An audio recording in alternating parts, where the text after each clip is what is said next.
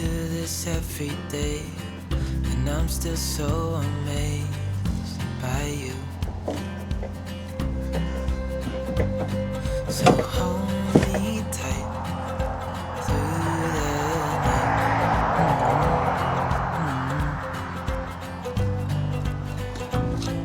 It's just us two, me and you.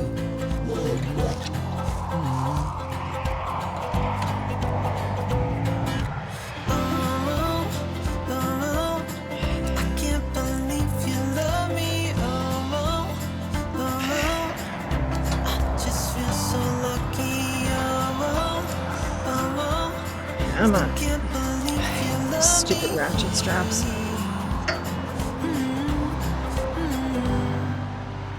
I hope it never ends. This being more than friends. Yeah.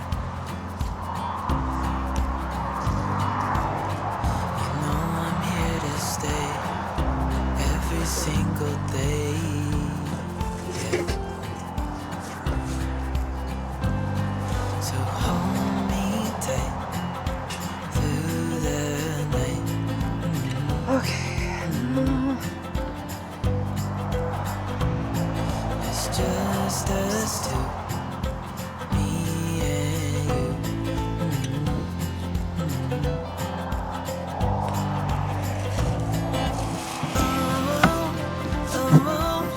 I can't believe you love me. I just feel so lucky.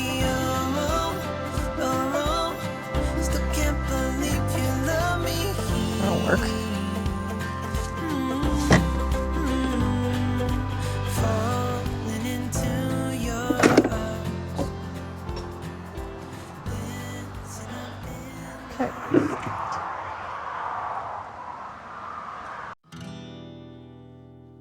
Welcome to northeast of Algonquin. My name's Kara, and I run a small homestead in the woods with my boyfriend John in eastern Ontario in Canada. We have 3 dogs, a wild raspberry foraging chihuahua named Dexter, and livestock guardian dogs, Bridget and Athena. And there's the cats, Phoenix, who is an affectionate menace, and Freya, who's the sweetest, dopiest cat in the entire world. And we can't forget Layla, our velveteen lop rabbit. Oh yeah, and somewhere around 50 chickens. Life on the homestead is always chaotic. There's daily chores that need doing, and hardly anything goes to plan. There's always at least one project, or 5, on the go, and the list of things that needs fixing never seems to end. You probably won't see John on camera very much, but join me while we navigate the ups and downs of homesteading and learning on the go. This life we've chosen is anything but easy, but we wouldn't trade it for the world.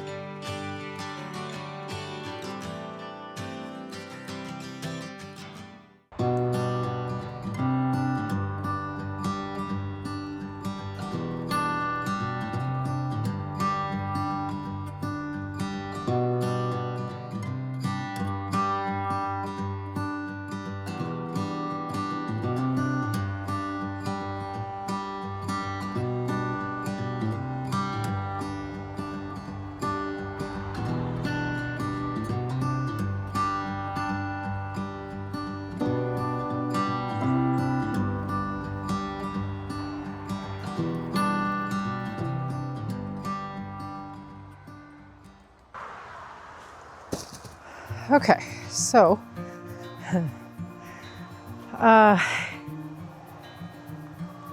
we had this chest freezer in our kitchen, and we have come to realize that 3 freezers is too many for 2 people, because what ends up happening is we don't rotate. And being a cook, I know better, but like I cook for a living. But it still ends up, like, I try, but we still don't end up rotating enough. So we're dropping down to just the 2 stand-up freezers, and I need a freezer for feed for storage, And so we've elected to use this one, even though it's not ideal, just for the time being. This is just a small apartment sized, it's not that heavy. As you saw, I was able to move it with the dolly without any issues. I think it's really not that heavy. But unfortunately, on the right side, there's a platform for the motor and all the thing, like where it covers the motor and all that, and the coolant system. And it comes up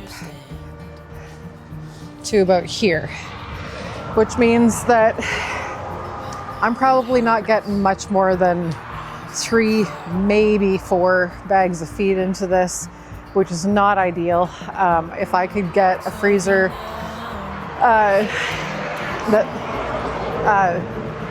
man, the traffic's loud today. If I could get a freezer that still has the seal on it, doesn't even have to work. You can cut off the cord, doesn't really matter. I don't need it to function as a freezer. I just need it to function as storage. But if I could get one where I could hold 10 bags of feed at a time, that would be great. So ideally I would have, a much larger chest freezer, but this is what I've got for now, so this is what I'm going to use. But I am going to still continue looking for a larger one, because this is going to be kind of a pain in the butt, because like I say, I won't be able to store more than like 3 bags of feed in it, maybe 4 if I'm lucky. But for now, I'm going to leave it open. There's a little bit of moisture in there for being outside overnight. So I'm going to let it dry out, but I have a latch that was on an old rabbit tractor that I'm going to drill some holes and fix to it so the raccoons can't get into it. I'm going to throw a nice, small, but like one with a good spring on it, little carabiner through that. And that'll keep the raccoons out of the feed.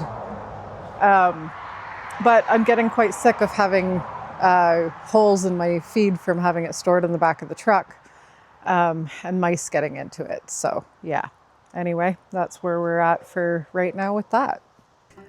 And one more thing that I did get done this week that I also didn't film was I redid Layla's rabbit cage. So you can see in there, Layla is our velveteen lop rabbit. She's about 2.5 years old. I don't talk about her a ton on the channel, but there's a picture of her in the intro to my videos. Hi, Dexter. He's a very jealous little booger here. But as you would have seen in the picture and the intro of the videos, her cage used to be wrapped in a blue tarp to contain the bedding. And the issue with that is that the bedding would get in between the edge of the cage and the tarp. And when you're, surrounded on either sides by a freezer and another dog kennel, that's Athena's kennel. Hello, buddy. Yes, I see you. He has a kennel too. His is a cat carrier, but he just sits in it when I'm sitting at my desk. Hi, Layla. But she's watching me here. So yeah, it was just a pain in the butt to clean. And so I decided to try plywood around the edges. Now I know that over time, the PU is going to soak in and I am going to have to replace the plywood edges. But that's fine. So far we are getting no bedding outside of the cage. And so that'll be much easier for scooping it out and cleaning it. And hello, Mr. Needy Butt here. Yes, you're a needy little turd. I know I've shown Dexter on the channel several times. Come here. You're ridiculous, dog. Dexter is 12 years old. He is our oldest animal on the farm. Yeah, you are. You're 12. You're an old man. And some days he still has the energy of a puppy. But yeah, so Layla has a new setup here. And the other side to that too is that, why are you eating your bedding? Hi, sweet girl. Layla is not super friendly. She does not like being held. And if I were to open this door to the cage, she would run to the back. She's not a super friendly girl, but she's a sweetheart. She is like I say, a Velveteen Lop,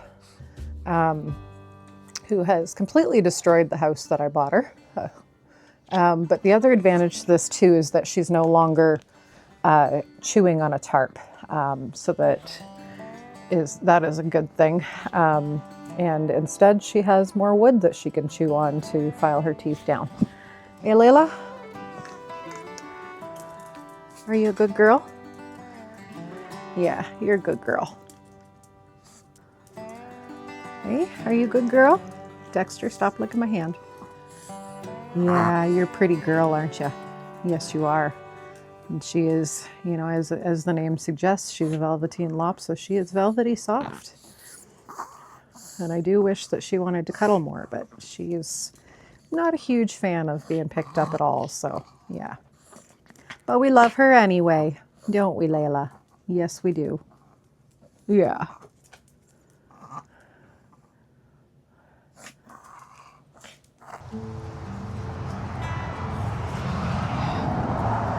All right, so I've marked out the where I need to drill holes for this little top latch here. So I'm going to do that and get that fastened in, and then we'll drill the holes for the bottom one. I don't know if I have the right type of bit for this, but we're going to find out.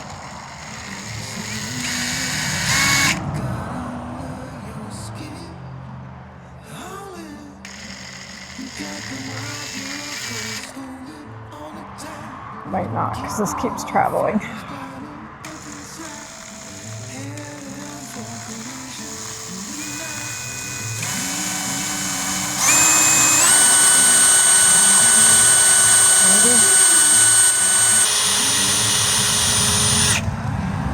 All right, well, I don't know if it was the right type of bit, but it's working.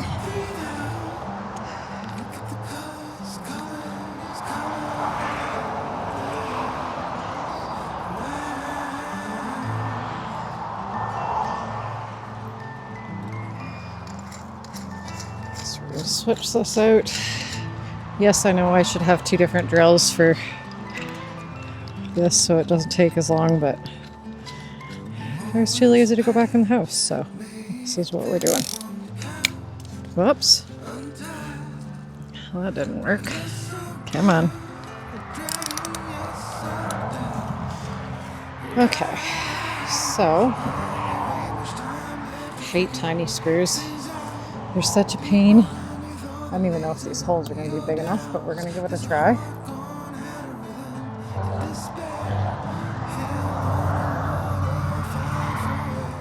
Alright, let's see. Can we get these screws in these holes? Or am I just going to completely strip the screw? I might actually just strip the screw. Damn it. So, I did need a slightly larger drill bit.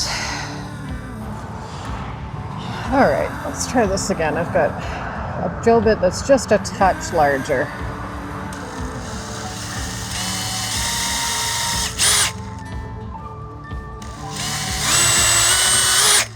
See if that helps. If not, we may have to go one more step up, but hopefully not.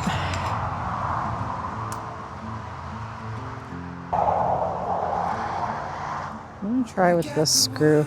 It's a little bit stripped. I hate freaking Phillips screws. I live in Canada. We like our Robertson here. Find Phillips screws strip really easily.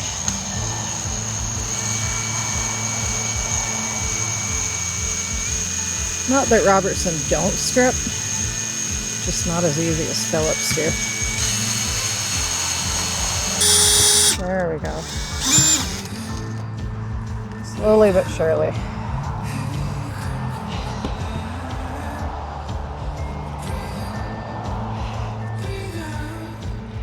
Okay. So these ones need to go. So if that sits right there.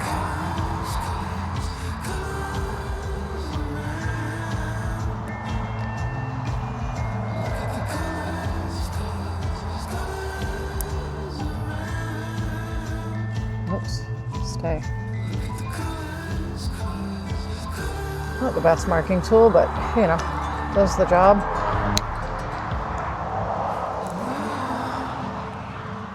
All right. So this is the tricksy part because I gotta try and hold on to the piece and the screw to get it started. There we go. Okay. Well, why is this one going in so much easier? There we are. What the heck?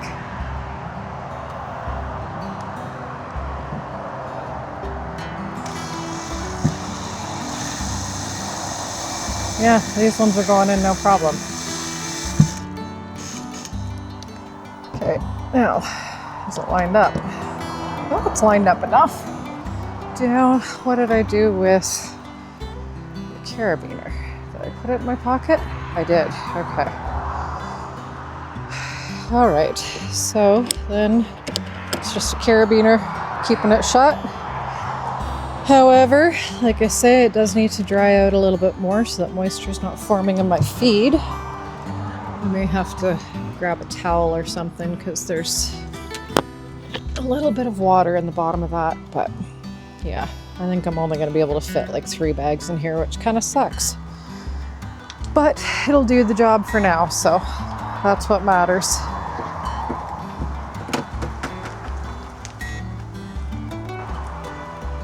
So yeah, for the time being, we have feed storage with a latch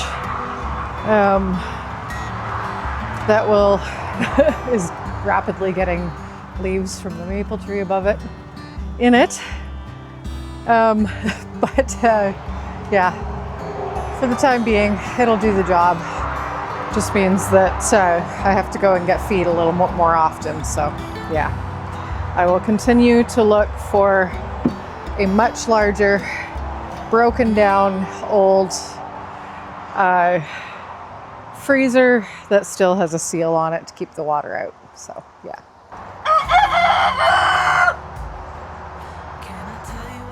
All right, so another job that's going to be on the list over the next few days. It's not a today job, but you'll notice that on the top of the run here on the chicken wire, there are leaves building up. We've got a few pretty good sized trees, some maples, and other trees that are kind of hanging over the chicken run.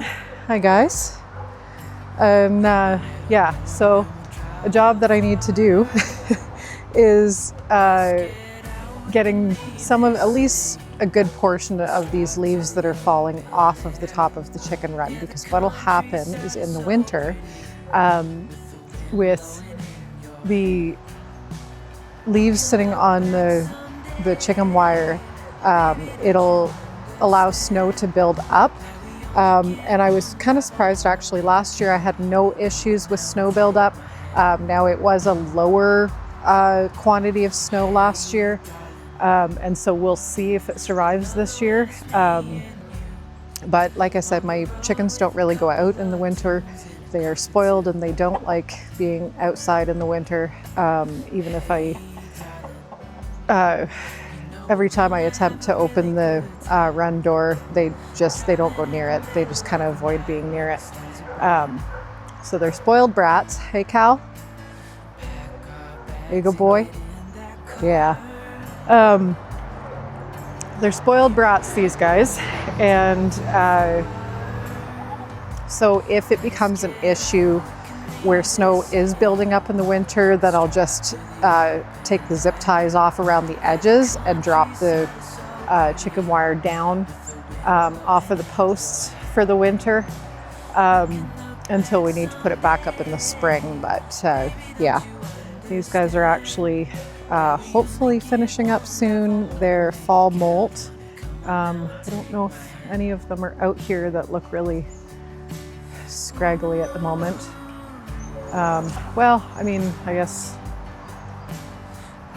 yeah, this one doesn't look the best here. You can see some white spots on her head there. So what a fall molt is, or what a molt is rather, is when they lose their feathers. It's kind of like shedding with a dog. They lose their feathers and then they regrow a new set of feathers. And so a couple of the chickens are looking pretty rough. I mean, Billy here quite often looks a little rough because she's an old girl. But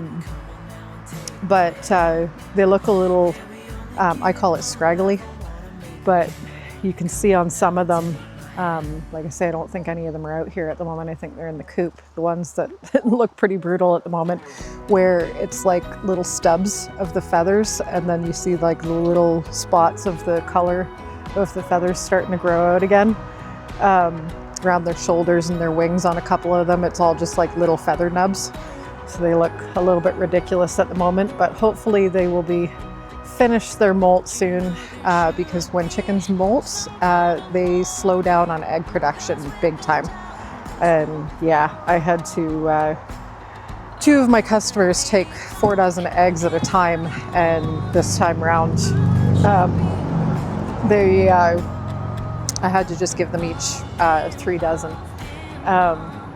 But thankfully they're coworkers of mine and they're very understanding of these things. Same with any time that I do a treatment for preventative treatment for mites and lice. It's about a month and a half of no eggs. Well, about a month of no eggs, because when I do the treatment, I use ivermectin, and you have to do an egg withdrawal with that. So it's generally a 10 to 14 day withdrawal for each treatment. So what I'll do is I'll treat them, and then I do 10 days egg withdrawal, and then I do the second treatment just to make sure that any eggs that have hatched get treated as well. In the meantime, and hi buddy, in the meantime, and then we'll do a 14-day withdrawal after that. So it's like 24 days total, but it means no eggs for customers for almost a month. So, but my customers are great and they're very understanding of these things, and yeah, they really like the eggs that these guys produce, so they're willing to wait. So yeah, I'm very fortunate that way. I've got great customers, but I've got a Chihuahua here that's kind of taunting the chickens a little bit. But oh, there's one of the ones back there that's looking a little haggard. Here she comes, one of my olive eggers. You can see lighter spots on her. That's where the feathers are growing back. But some of them are looking pretty good. Some of them are still looking pretty rough. One of my opal leg bars here that's just coming down, she's looking a little bit scraggly, but they're getting there. Yeah, anyway, this, I've ordered a leaf blower.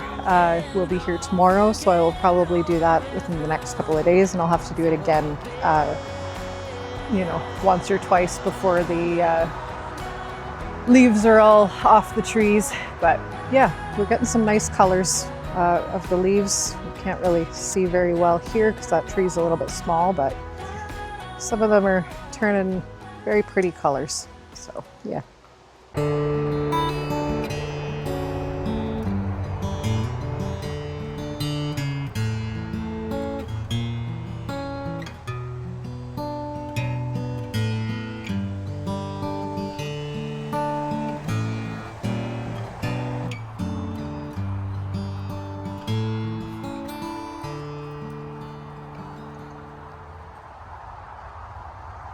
If you haven't yet, please like and subscribe to follow along on our homesteading journey. And for those of you who already have subscribed, thank you. I appreciate you. Thanks for watching, and we'll see you in the next video.